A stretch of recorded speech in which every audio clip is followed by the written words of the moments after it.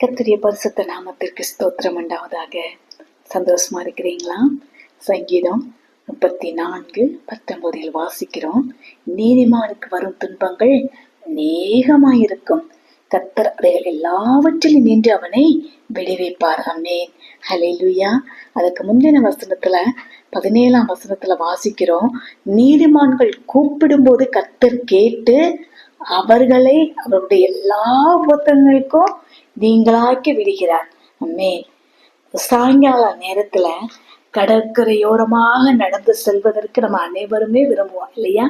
நான் என்னுடைய மகள் சென்னை, என்னுடைய மகள் வீட்டுக்கு போகும்போதெல்லாம் பீச் போகலாம் என்று அடிக்கடி சொல்லுவேன். ஏன்னா சாயங்கால நேரத்துல அப்படியே அந்த இதமான தென்றல், அந்த காற்று அது வீசும் பொழுது அப்படியே ஒரு மெய் மறந்து ஒரு சுகம் உருவாகிறது இல்லையா?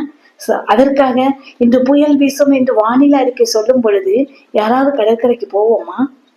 அது போலவேதான் வாழ்வில யாராவது புயலை விரும்புவதே இல்லை இல்லையா?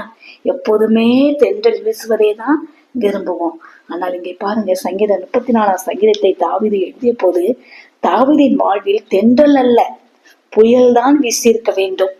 தாவீதின் வாழ்வில் சவுல் என்னும் புயல் அவரை துரத்தி அடித்தது.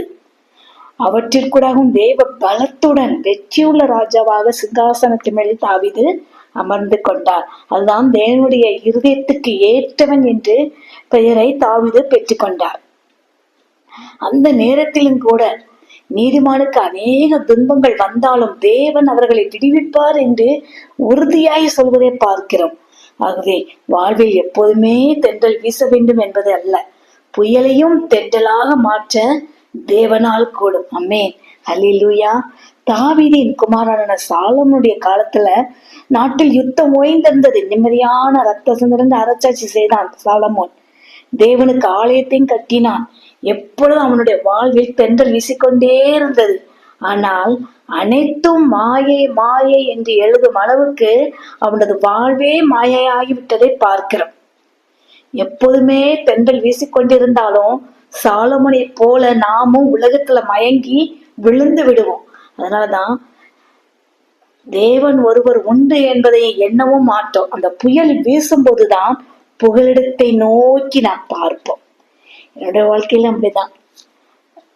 நன்றாக தான் நல்ல கர்த்தர் நம்ம எல்லாம் நன்றாக ஆசீர்வதித்திருக்கிறார்.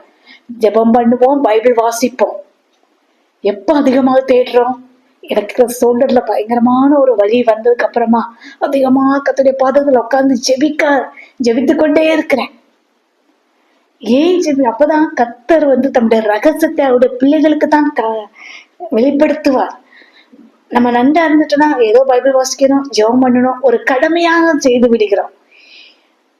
எப்போ ஒரு சின்ன ஒரு பாடு வரும் பொழுதுதான் இசப்பான்னு இன்னும் அதிகமா கர்த்தருடைய பாதத்துல காத்து இருக்கிறோம். அந்த பேர் நம்ம காத்திருந்து நம்ம செபிக்கும் பொழுது வார்த்தை மூலமா கர்த்தர் நமக்கும் எச்சரிப்பை கொடுப்பார், நமக்கும் வார்த்தைகளை பேசுவார், தேசத்துல என்ன நடக்க போகிறது என்பதையும் உணர்த்துவார். அதனால ஆகவே துன்பங்களை கண்டு நாம் கலங்க வேண்டாம். அந்த புயலிலும் நம்மோடு இருக்கின்ற ஆண்டவர் நமக்கு உண்டு. ஆமென். ஹல்லேலூயா. துன்பத்தின் நடுவில் நம்ம நடந்தாலும் நீர் என்னை உயிர்ப்பீர், உமது வலது கரம் என்னை ரட்சிக்கும் என்று சங்கீதம் 38:7 நம்ம வாசிக்கிறோம். பிரியமானவர்களே, கலங்காதீங்க. ஹல்லேலூயா. ஜெபிப்போமா? அன்பின் ஆண்டவரே, எங்கள் வாழ்வில் நாங்கள் சந்திக்கும் புயலிலும் நீர் எங்களோடு இருக்கிறீர் என்ற பலத்தை பெற்றுக்கொண்டு துன்பங்களை எதிர்கொள்ள உதவி செய்யும். ஆமென். ஹல்லேலூயா.